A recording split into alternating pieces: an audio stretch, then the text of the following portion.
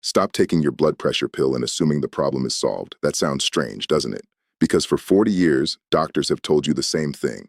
High number, take the pill. Lower number, you're safe. Refill the prescription. Come back in 6 months, and you trusted that. Of course you did. But if you are over 60 and your blood pressure still swings, still spikes in the morning, still leaves you dizzy when you stand up, still makes your chest feel tight at 3 in the afternoon for no reason at all, then the pill is not the answer. It was never the whole answer. And what your doctor calls hypertension and what is actually happening inside your body right now are two completely different things. Stay with me because by the end of this video, you are going to understand your own blood pressure better than 90% of the people who treat it. You are going to learn the 7 hidden drivers that pills do not touch. And the number 1 driver, the one almost nobody talks about, the one that fewer than 4% of seniors have ever heard explained properly, that one alone has been shown to bring systolic pressure down by 22 points in some cases, without a single new medication. But to understand why, you first have to understand what is really happening inside your arteries when that cuff inflates. Now, before going any further, a quick introduction. The voice you are listening to belongs to a researcher who has spent the last 15 years studying cardiovascular health in adults over 60. Not as a clinician treating one patient at a time, but as someone who reads the studies, sits with the cardiologists, and tries to translate what they know into language a normal person can actually use. And this topic, hypertension after 60, is personal. Because the same researcher at the age of 58 walked into a routine checkup with a reading of 162/98. No symptoms, no warning, just a number on a screen. And the response was the same one millions of people get. A prescription, a pat on the shoulder, a 6-month follow-up. But something did not sit right. The number kept moving. Some mornings it was 148. Some afternoons it was 174. The pill was not broken. The model was. And that is what this video is about. Because if you are over 60, your blood pressure is not behaving like a young person's blood pressure. And treating it like one is exactly why so many seniors stay sick. Here is what almost nobody tells you.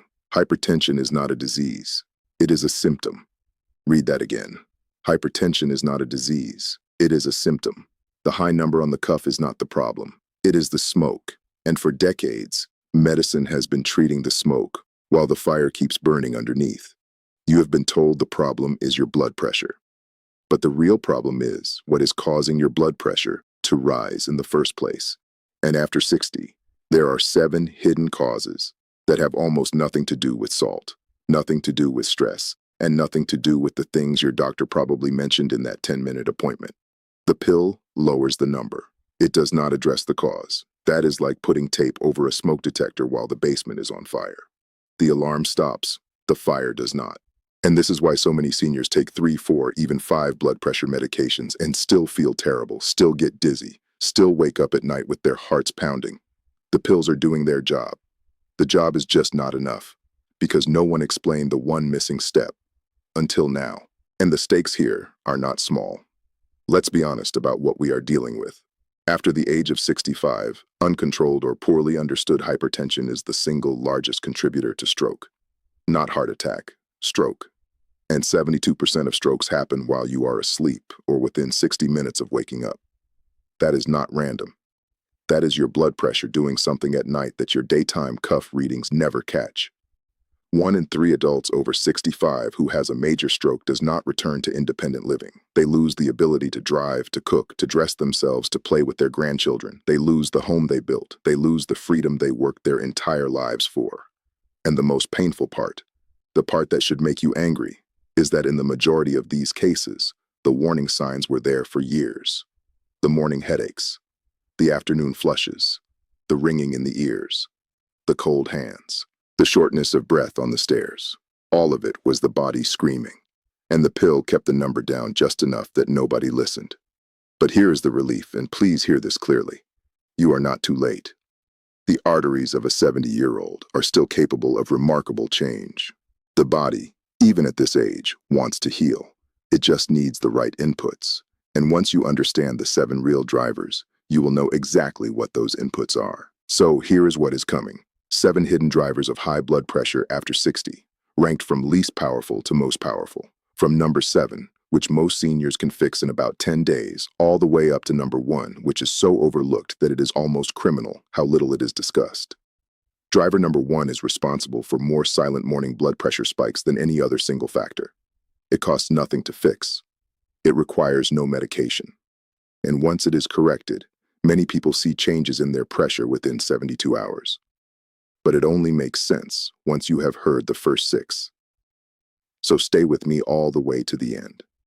And while you are listening, do something simple. In the comments below, just type your age and the highest blood pressure reading you have ever seen on your own cuff. That is it. Just 2 numbers. Because reading those comments helps to understand exactly which group is watching and what to cover next. Now let us begin. Driver number 7 is something called arterial stiffness. And this is where most explanations get it wrong. Your arteries are not just pipes. They are living, flexible tubes lined with a thin layer of cells called the endothelium. When you are young, those tubes expand and contract with every heartbeat, like a balloon gently inflating and deflating. They absorb the shock of each pulse.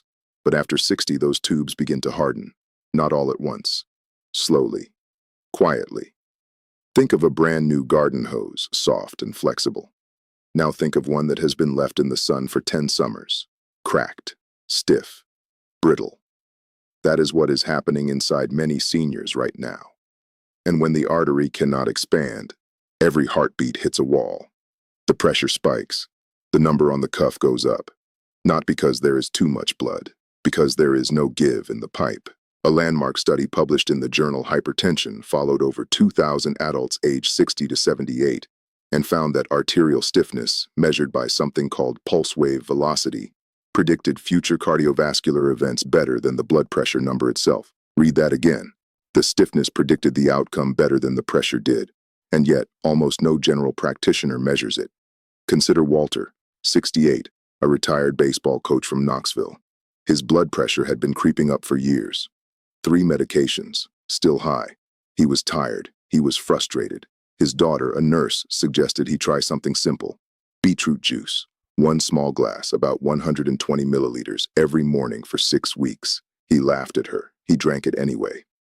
6 weeks later, his morning systolic dropped from 158 to 139. He cried in the kitchen. Not because of the number, because his wife said he looked alive again. Beetroot contains natural nitrates that the body converts into nitric oxide, which is the molecule that tells your arteries to relax. The exact protocol, the one with the most consistent research support, is 120 to 150 milliliters of pure, unsweetened beetroot juice, taken on an empty stomach between 6 and 8 in the morning. Not at night. Morning. The timing matters. But this is only the beginning. Because driver number 6 is something that happens every single night while you sleep, and almost nobody connects it to their blood pressure. Driver number 6 is nocturnal sympathetic activation. That is a complicated name for a simple problem. Your nervous system has 2 settings, fight or flight and rest and digest. During sleep, your body is supposed to switch into rest and digest. Your heart slows, your arteries relax. Your blood pressure drops by 10 to 20%. This is called nocturnal dipping, and it is one of the most important repair processes your cardiovascular system has. But after 60, in millions of people, that dip stops happening. The nervous system stays stuck in fight or flight all night long. Imagine trying to sleep while someone gently revs a car engine in the next room. That is what is happening inside the chest of a non-dipper. The heart never gets to rest. The arteries never get to relax. And by morning, the pressure surges. Research published through cardiovascular journals has shown that non-dippers have nearly double the risk of stroke compared to normal dippers, even when their daytime numbers look identical. Dorothy, 71, a retired teacher from Phoenix, had a daytime reading of 132/84. Her doctor said she was fine, but she woke up every morning with headaches and a pounding heart. A 24-hour ambulatory monitor revealed her nighttime pressure was actually higher than her daytime pressure. She was a reverse dipper. She started a simple protocol. Magnesium glycinate, 300 milligrams, taken 60 to 90 minutes before bed. A cool bedroom, kept between 65 and 68 degrees Fahrenheit, and no screens for the last hour before sleep. Within 3 weeks, her morning headaches were gone. Within 6 weeks, her nighttime pressure had normalized. Magnesium glycinate specifically, because the glycine form crosses into the nervous system and quiets the sympathetic drive. The dose matters. The timing matters. 60 to 90 minutes before bed, not at dinner. But there is one more thing happening at night that almost no senior knows about, and it is even more powerful than this. That comes up in driver number 5. Driver number 5 is hidden inflammation in the blood vessel walls. Not the swelling you can see, not the soreness in your knees, the silent kind, the kind that lives inside the lining of your arteries and never produces a symptom you can name. Inflammation is your body's repair crew. When it works correctly, it shows up, fixes the damage, and leaves. But after 60, in many people, the repair crew never goes home. It camps inside the artery walls. It causes the lining to swell. It narrows the opening. And the heart, sensing the narrower passage, pushes harder. The pressure goes up. Think of a highway tunnel with construction crews who never finish the job. They keep the lanes closed. Traffic backs up. Every car has to push through harder. That is your blood, every minute of every day. The marker for this kind of inflammation is called high-sensitivity C-reactive protein. A study in the European Heart Journal followed over 5,000 older adults and found that those with elevated high-sensitivity C-reactive protein had a 44% higher rate of resistant hypertension. 44%. And yet this test is almost never ordered alongside a blood pressure check. Raymond, 74, a retired engineer from Tucson, had been on 4 blood pressure medications. His pressure was still 152/94. His granddaughter, a medical student, asked his doctor to add a high-sensitivity C-reactive protein test. It came back high. He started a simple anti-inflammatory protocol. 2 grams of fish oil daily, taken with breakfast. 1 teaspoon of extra virgin olive oil, the real kind. The kind that burns slightly at the back of the throat, taken in the morning, and the removal of 1 specific food category, ultra-processed seed oils, from his cooking. 8 weeks later, his pressure was 134/82, on the same 4 medications.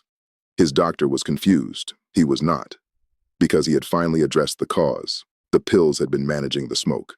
The olive oil and the omega-3s were putting out the fire. But the next driver is one that almost every senior gets completely wrong, because the standard advice has been backwards for decades. Driver number 4 is sodium-potassium imbalance. Notice the wording, not too much sodium. Imbalance. For 60 years, seniors have been told to cut salt, just cut salt. And many of them did. They threw out the salt shaker. They suffered through bland food. And their blood pressure barely moved. Why? Because sodium does not work alone in the body. It works in partnership with potassium. Sodium pulls water into the bloodstream. Potassium pushes water out and relaxes the artery walls. The ratio matters more than the absolute amount. Think of sodium and potassium as 2 workers on a seesaw. When potassium drops, sodium dominates, and the seesaw tips. The pressure rises. Most seniors are not eating too much salt. They are eating far too little potassium. The recommended intake is around 4,700 milligrams of potassium per day. The average adult over 65 gets less than half of that. A meta-analysis covering over 30 trials found that increasing potassium intake by just 1,000 milligrams per day reduced systolic pressure by an average of 5 to 7 points. 5 to 7 points from food. Helen, 74, from a small town in Oregon, had been cutting salt for 20 years. Her pressure stayed at 148/88. Her son sent her a list of high-potassium foods. She started eating 1 medium-baked potato, with the skin on, every day at lunch, 1 small banana mid-afternoon, a handful of white beans in her evening soup, no new pills, no salt restriction. 6 weeks later, her pressure was 131/80. The exact target is to get potassium intake closer to 4,700 milligrams per day, mostly from whole foods, potatoes with skin, beans, avocado, spinach, bananas, salmon, and to keep sodium between 1,500 and 2,300 milligrams, not 0. The ratio is what matters. But the seesaw is only part of the picture. Because driver number 3 involves something most seniors have never even heard of, and it might be the most underdiagnosed problem in their bodies right now. Before going any further, do one small thing. Hit the like button on this video. Just tap it once, because the next 3 drivers are the ones almost nobody is talking about. And the more people who see this video, the more seniors get to hear it. That is the only way the message moves. Driver number 3 is undiagnosed sleep-disordered breathing. And no, this is not just about loud snoring. It is about something much quieter and much more dangerous. As people age, the muscles in the back of the throat lose tone, just like every other muscle in the body. And during sleep, those soft tissues collapse just slightly, not enough to fully block the airway, not enough to wake you up gasping, just enough to drop your oxygen by 3 or 4%, hundreds of times a night. Each time the oxygen drops, the body panics. It releases a flood of stress hormones, adrenaline, cortisol. The blood vessels clamp down, the pressure spikes, and the heart, which should be resting, is now sprinting all night, every night. Imagine being forced to hold your breath just slightly, 300 times between bedtime and morning. That is what is happening to millions of seniors who have no idea. Research from major sleep institutes has shown that treating undiagnosed sleep-disordered breathing in older adults can lower daytime systolic pressure by up to 10 points. 10 points. From breathing. Margaret, 75, from Phoenix, had blood pressure that refused to come down on 3 medications. She did not think she snored. Her husband said she did not snore loudly, but she always woke up tired. A home sleep study showed she stopped breathing properly 28 times per hour. She was treated. Within 3 months, her pressure dropped by 12 points. She said she felt like she had borrowed a younger person's body. The signs to watch for are these: waking up with a dry mouth, waking up to use the bathroom more than once, morning headaches, daytime fatigue even after 8 hours of sleep, a neck circumference larger than 16 inches for women or 17 for men. If any of those sound familiar, ask your doctor for a sleep evaluation. Not a sleeping pill, an evaluation. But the next driver is even more hidden, because it does not happen in your chest or your throat. It happens in a place most seniors would never think to check. Driver number 2 is gut dysbiosis. Yes, your gut. The trillions of bacteria living in your intestines are not just digesting food. They are producing chemical signals that travel through the bloodstream and talk directly to your blood vessels. Specifically, certain beneficial gut bacteria produce short-chain fatty acids, especially something called butyrate, which tells the artery walls to relax and the immune system to calm down. When the gut is healthy, butyrate is plentiful. The arteries listen, the pressure stays low. But after 60, after years of processed food, antibiotics, low fiber intake, and chronic stress, the good bacteria die off. The signal weakens. The arteries stop receiving the message to relax. The pressure climbs. Think of your gut as the control tower for a long-distance radio. When the tower is strong, the message reaches every artery in your body. When the tower is broken, the arteries are flying blind. A study published in the journal Hypertension compared the gut microbiomes of people with normal blood pressure to those with hypertension and found a 62% difference in the diversity of beneficial bacteria. 62%. The lower the diversity, the higher the pressure. The repair protocol is not exotic. It is simple. 30 grams of fiber per day from real food. Oats, lentils, berries, apples with the skin, flaxseed, 2 tablespoons ground, sprinkled on breakfast. 1 serving of fermented food per day, the real kind, plain kefir, sauerkraut, kimchi.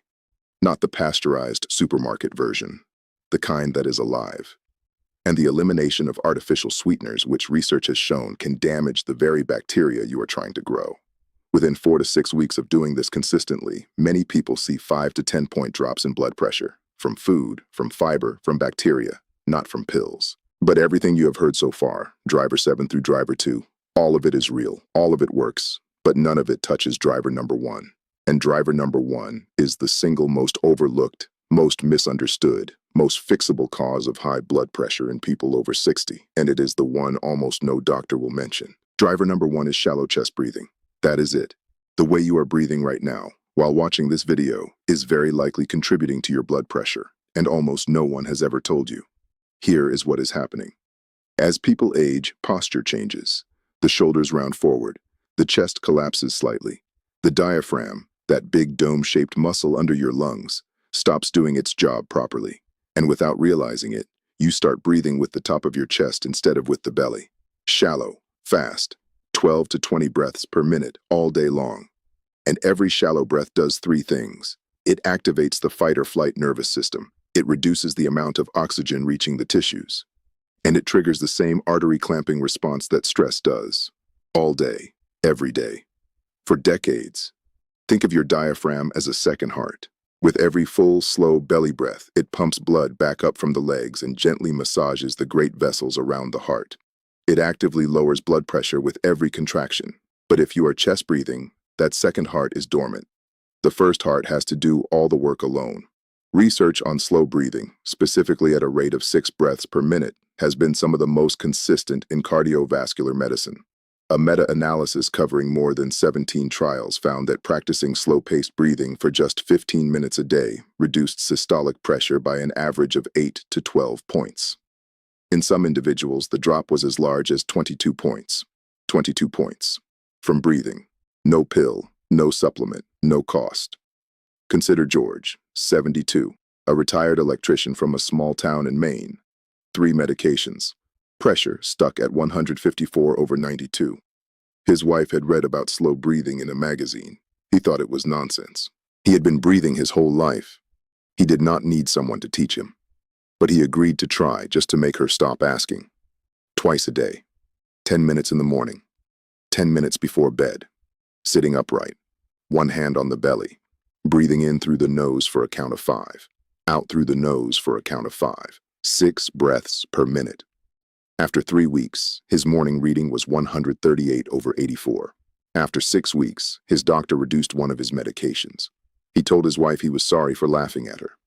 The exact protocol is this. Find a quiet place. Sit upright, feet flat on the floor. Place one hand on the chest, one hand on the belly. The chest hand should stay still. The belly hand should rise on the inhale and fall on the exhale. Breathe in through the nose for a slow count of 5. Breathe out through the nose for a slow count of 5. That is 6 breaths per minute. Do this for 10 minutes in the morning and 10 minutes in the evening, every day, for at least 4 weeks. Most people see the first changes by day 3, the full effect by week 6. And the most beautiful part is this. The diaphragm is a muscle. The more you use it, the stronger it gets.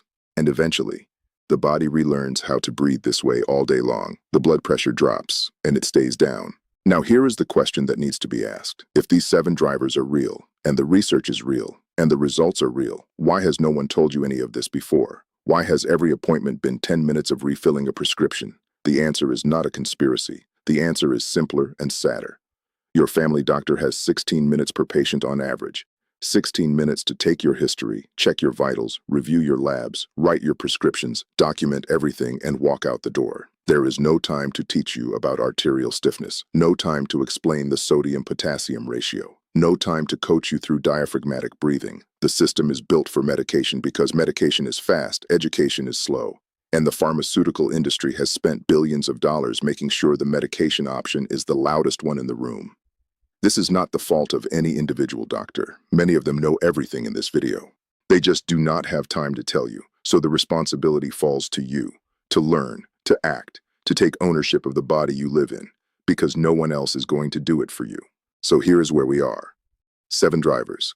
Arterial stiffness, nocturnal sympathetic activation, hidden inflammation, sodium-potassium imbalance, sleep-disordered breathing, gut dysbiosis, and shallow chest breathing. Each one is a real cause. Each one has a real fix. And not a single one of them required a new prescription. You are not broken. You never were. Your body is not betraying you. It is sending signals. It has been sending them for years. And now, for the first time, you have the language to hear them. So here is the challenge. For the next 30 days, pick 3 of these drivers. Just 3. Start with the breathing, because it is free and it is fast. Add 1 food-based change, either the beetroot juice or the potassium-rich foods. And add 1 sleep change, either the magnesium glycinate or the cooler bedroom. 3 small things, 30 days. Then take your blood pressure every morning at the same time and write the numbers down. By day 30, come back to this video and leave a comment with the words, "I tried it," and the change in your reading. Just those words and the number. Because someone else over 60 is going to read that comment and decide they are worth the effort too. And if you know someone over 60 who is taking blood pressure pills and still feeling tired, still feeling dizzy, still feeling like something is not quite right, share this video with them. Send it to their phone. Sit with them while they watch it. Because the difference between independence at 80 and dependence at 80 often comes down to 1 piece of information, received at the right time. You are not too old. You are not too far gone. The body, even now, wants to heal. It is just waiting for you to listen. Take care of your body. It is the only home you have.